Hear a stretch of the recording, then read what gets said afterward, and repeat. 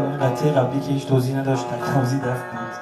قطعه بعدی قطعه مولا محمد جان هستش که خب خیلی ها میشناسن.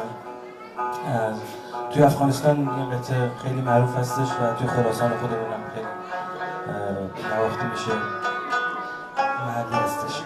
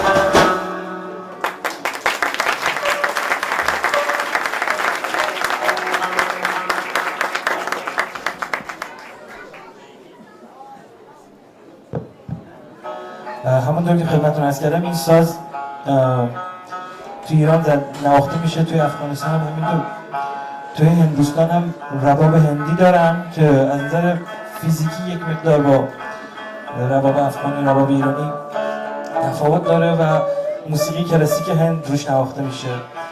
قطعه بعدی که ما براتون آماده کردیم یه قطعه هست که قطعه یعنی ریشه از موسیقی کلاسیک هنده به اسم راگ پهاری. حالا راگا تو موسیقی هندی مثل گوشه تو موسیقی ایرانی هستش. من نمیدونم چقدر دوستان با موسیقی آشنا هستن.